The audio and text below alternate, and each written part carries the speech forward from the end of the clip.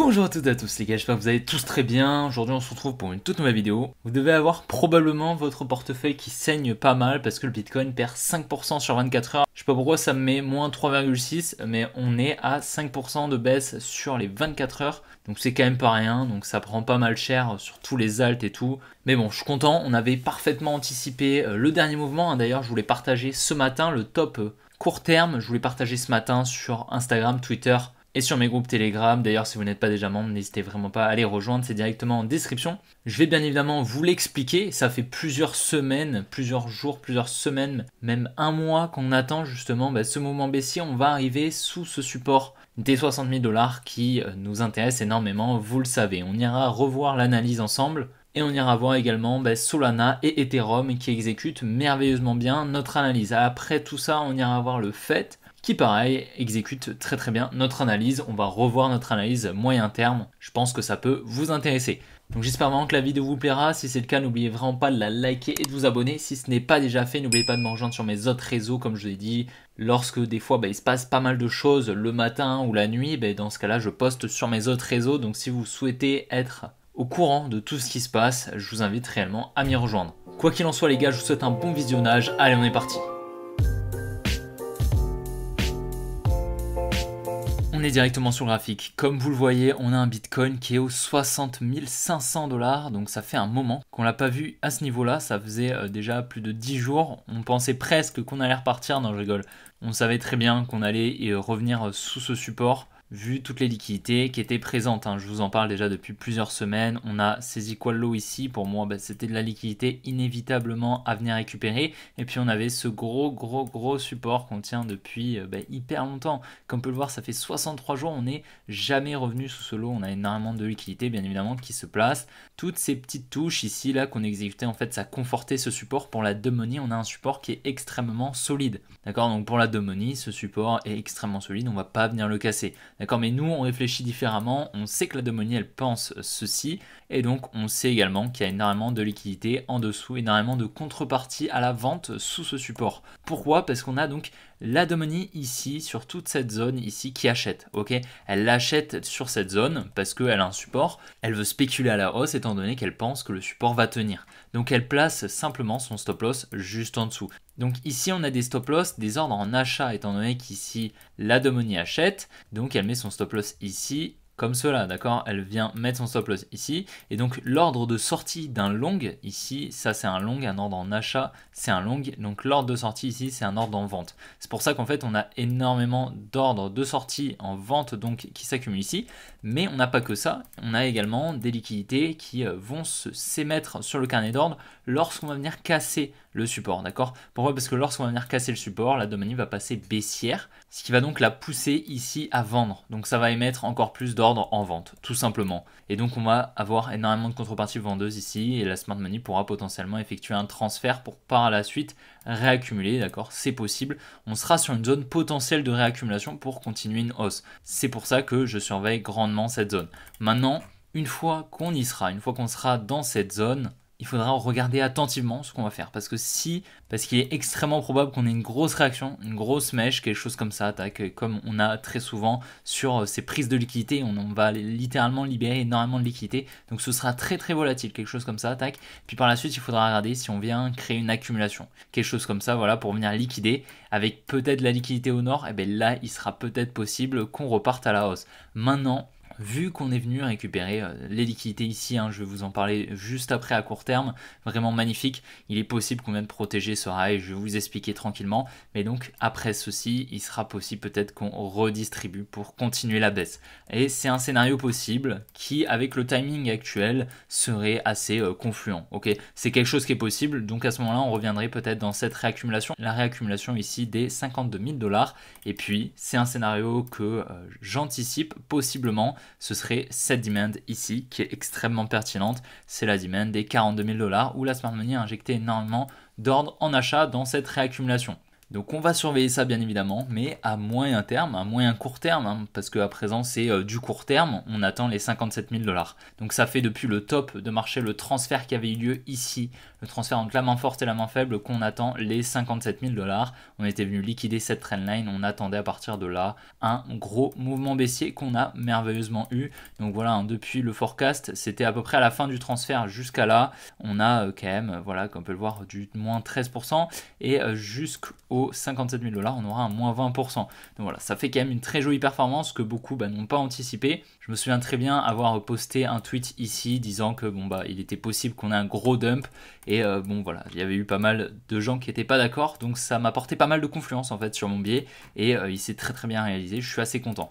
À plus court terme, donc ce matin, qu'est-ce que j'ai vu quand je me suis levé? J'ai donc vu qu'on était venu chercher les liquidités que je vous avais notifiées hier dans la vidéo. Vous vous en souvenez peut-être, je vous avais notifié ici cette trendline qui était en formation. On avait très bien forecast ici ce mouvement baissier avec un tweet. Je vous avais fait un tweet, je vous avais fait le petit récap hier et les petits récaps sur les télégrammes. Vous vous en souvenez probablement. Et donc cette nuit, on est venu liquider. En fait, on est venu casser cette trendline à la hausse qui a permis donc à la Domini de passer bullish. C'est-à-dire qu'elle est venue injecter des ordres en achat ici, et donc le transfert a pu avoir lieu là, étant donné que la smart money a utilisé cette contrepartie acheteuse injectée en fait dans cette mèche, dans ce mouvement haussier puis baissier, d'accord. À partir du moment où on est venu casser la trendline, ici on a le transfert qui s'est exécuté, la smart money a utilisé cette contrepartie acheteuse pour injecter elle-même ses positions en vente. Et donc elle a dû avoir une libération d'ordre littéralement énorme et donc elle pourrait venir protéger ce high ici. Et donc on serait sur un high protégé et probablement que l'injection d'ordre a été massive, donc elle pourrait venir protéger ses positions pendant un moment, d'accord. Ça peut être pendant quelques jours, d'accord, étant donné que bon bah si on réaccumule ici, peut-être que d'ici 2 semaines on est sorti et on repart à la hausse. Pour le moment c'est ce que je vais privilégier, d'accord, parce que bon pour le moment je ne sais pas ce qui va se passer dans cette zone, mais je vais être quand même très attentif parce que un scénario un petit peu plus bearish serait selon moi tout à fait possible. Dans tous les cas, ici, hein, c'est vraiment ici là que je vous ai partagé donc un tweet ce matin, un post sur le Telegram et un post sur Instagram. Comme je vous ai dit, je vous invite à me rejoindre, ça peut réellement vous servir justement à anticiper ce genre de mouvement, peut-être à vous faire votre propre avis également, mais donc surtout à apprendre à lire ces transferts, parce que je ne sais pas si vous vous rendez compte, la puissance de ces transferts entre la main forte et la main faible, à réussir à lire ces transferts sur le marché, c'est super, ok. C'est également ce qui m'avait permis donc de forecast cette baisse ici, parce qu'on avait liquidé une trendline juste là, et donc on avait eu le transfert qui s'était exécuté ici à court terme, et donc j'avais pu forecast ce mouvement baissier pour venir liquider ce lot. C'est également ce qui m'a permis donc de forecast le top, comme je vous l'ai expliqué juste avant, mais également le top sur le Solana, et puis surtout le top là à court terme que je vous ai donc partagé ce matin. Une très jolie analyse, je suis très content. Ce qui a permis à pas mal de membres du groupe Telegram d'anticiper ce mouvement et de prendre une décision justement en fonction. Dans tous les cas, là à court terme, on va regarder un petit peu en 5 minutes, mais là on a eu une très belle redistribution. On a eu une accumulation juste là, tac. On a eu notre Selling Climax, l'Automatic Rally, le ST et le STB pour venir liquider ce support qui avait été créé juste là. On avait une tiers qui détenait de la liquidité, on est venu la liquider, on est revenu dans la supply juste là et puis on continue la baisse. On va venir continuer cette baisse hein, tranquillement, on est venu créer des equal lows juste là. Donc voilà, on devrait continuer cette baisse dans la soirée je pense, et dans tous les cas on va venir liquider hein, cette grosse zone juste ici. C'est une zone où on a énormément de contreparties comme je vous ai expliqué juste avant, et on devrait avoir une grosse réaction, pas mal de momentum. Dans tous les cas là on est tellement proche qu'on vient en fait conforter ce support, donc on crée encore plus de liquidité, et pour moi c'est justement de la confluence sur la liquidation qui devrait avoir lieu. En plus de ça, comme je vous ai dit, on a quasiment que de la liquidité au sud, d'accord. On a récupéré tout ici avec cette mèche, avec cette grosse trendline, du moins la majorité. Aucun intérêt pour la smart money de venir mettre en négatif ses positions injectées massivement ici, donc aucun intérêt pour elle. Elle va venir très probablement les protéger. On va surveiller ça bien évidemment, vous le savez, et je vous tiendrai au courant de ce qui va se passer justement une fois la liquidation de ce support faite. Solana, ça fait plusieurs semaines lorsqu'on était ici, je vous avais dit justement que ce support allait être liquidé. C'est exactement ce qui s'est passé, comme on peut le voir très récemment. On est venu donc chercher ce lot. Je m'attends à la récupération également de ce lot et aux liquidations des deux trendlines qu'on a en higher time frame juste ici. Donc on a quand même deux trendlines juste là. La plus importante c'est celle-ci qui est littéralement énorme et qui tient depuis un moment, comme vous pouvez le voir. On devrait, je pense, venir chercher en dessous des $100, probablement les 95.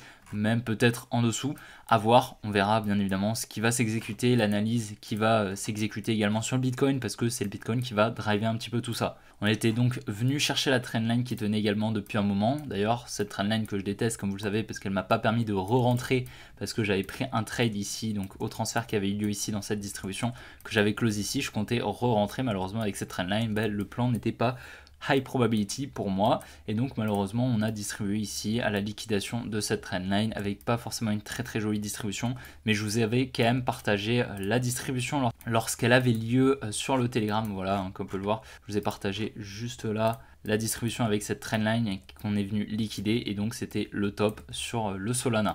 Donc voilà, je suis assez content, ça fait un moment que cette analyse s'exécute très bien, et donc on est actuellement sur une A, B, C comme ceci, donc voilà, comme un petit peu ce qu'on est en train de faire sur le Bitcoin, avec une jolie structure baissière, avec donc une target au minimum en dessous de ce lot des 115 $. On va continuer la baisse probablement, en plus de ça avec l'analyse qu'on a sur le Bitcoin, c'est totalement confluent. Directement sur l'Ethereum, comme vous le savez, cette analyse, ça fait pareil depuis un moment qu'on l'a, depuis qu'on est venu en fait créer ces deux highs. Je m'attendais par contre à un retour dessus dans cette supply ici au niveau des 3400 $. Je vous avais quand même notifié qu'il était possible qu'on vienne simplement liquider la résistance qu'on était venu créer juste là avec ce high. On était venu en fait créer une jolie résistance juste là, qu'on est venu passer au-dessus. On a eu le transfert qui s'est exécuté juste ici, et donc je m'attendais, comme je vous l'ai expliqué dans les précédentes vidéos, à une structure baissière comme ceci, avec la récupération de ces equal lows, de ce support juste là, et une target au minimum des 2600 $. Je vous la partage depuis un moment, et on pourra potentiellement avoir un retournement dans cette demand un petit peu. Je pense qu'on arrivera dans cette demand à peu près quand le Solana sera à 100 $, quand le Bitcoin sera à 57, et donc l'Ethereum sera aux 2600. Maintenant, comme je l'ai dit, on surveillera bien évidemment tout ça, parce qu'on devrait avoir un petit rebond, je pense, comme un petit peu sur le Bitcoin et les autres altcoins, mais ce sera peut-être une continuation baissière. On va bien évidemment surveiller ça également sur l'Ethereum, et on va passer directement sur le fait. Dans tous les cas, je n'ai pas de doute du tout sur la récupération de ce lot à court moyen terme. Sur FetchAI, c'est super, on a eu également le top de marché, je vous ai partagé donc cette distribution qui est littéralement magnifique. On a encore ces trendlines, c'est toujours la même chose, c'est exactement toujours pareil, les transferts qui s'exécutent sur le marché, ça marche de la même manière, c'est fractal, et même en lower time frame, ça marche de la même manière. Comme on peut le voir ici, on avait une magnifique distribution que je vous ai partagée lorsqu'on allait chercher la tiers. On était vraiment ici, là, dans, je sais pas si vous voyez la supply ici, là, que je vous ai tracé, on était dedans. On n'avait pas du tout encore réalisé tout ce moment. Je vous ai dit qu'on allait protéger probablement ce high. Pourquoi? Parce que je vais vous refaire un petit peu l'analyse, ça peut être assez pédagogique pour vous. On avait donc cette trendline ici qui était présente depuis un moment. On est donc venu la casser en passant juste au-dessus. On avait donc ces equal lows ici en confluence justement sur un potentiel biais baissier. On revient dans une supply qui n'avait pas été mitigated, comme on peut le voir. On n'était pas revenu dedans, hein. Donc on avait un petit peu d'imbalance en higher time frame. Si on monte un petit peu en time frame, on avait un petit peu d'imbalance. Très bien, on est revenu au-dessus de la trendline, donc la Dominier est passé bullish, on est venu distribuer, on a créé un setup dans la fractalité de création de liquidité tout simplement, pour que la Smart Money puisse injecter ses positions en vente ici. Donc elle a un prix moyen de vente ici, on est venu donc récupérer la résistance qui avait été créée juste là avec le Bind Climax, l'Automatic Rally, le ST, le Uptrust juste là, puis ensuite on a injecté des ordres à la baisse pour faire décaler le carnet d'ordre tout simplement. C'était une distribution high probability, un magnifique setup, et donc le transfert a eu lieu ici entre la main forte et la main faible. Comme je vous ai dit, la lecture des transferts entre la main forte et la main faible, on voit ça très rarement sur YouTube honnêtement, en tout cas du moins sur le crypto FR, je n'ai pas vu quelqu'un qui le partage, et dommage parce que honnêtement c'est magique, c'est extrêmement puissant lorsqu'on arrive à maîtriser justement ces zones de liquidité et ces zones de contrepartie avec un order flow confluent, les supply, les demand et surtout le transfert entre la main forte et la main faible. Ça permet de justement repérer ces highs et ces lows protégés, ces zones de liquidité pour amener de la confluence sur un biais baissier. Comme on peut le voir ici, on avait donc de la liquidité avec ces equal lows, on n'avait pas un bottom, je vous le répète à chaque vidéo,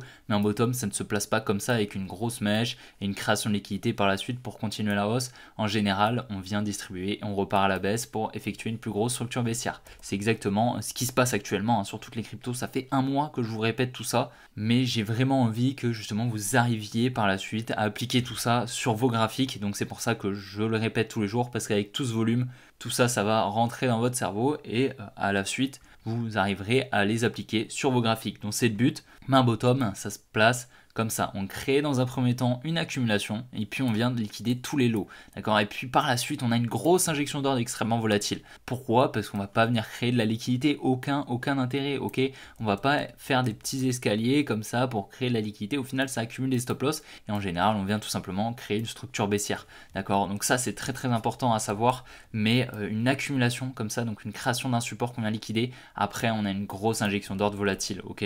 Comme on a pu l'avoir. Ici, d'accord, comme on peut le voir, on a été très rapide sur la baisse, on est venu chercher la tiers, on n'est même pas revenu ici dans la supply que j'attendais, qui était pour moi très confluente. On est simplement venu effectuer la mitigation de la distribution très rapidement. Mais voilà, on a une mitigation partielle, hein, comme on peut le voir, donc on n'est même pas revenu là où la smart money a le plus d'ordre injecté, parce qu'elle avait une volonté justement de faire baisser le prix le plus rapidement possible. Donc on va venir tranquillement ensuite venir chercher ce lot, et puis par la suite on devrait venir chercher cette demand ici au niveau des 1,2 $, je pense. Dans tous les cas, je garde pas mal de liquidité, et donc ça nous créerait une jolie structure baissière comme cela pour continuer potentiellement la hausse par la suite.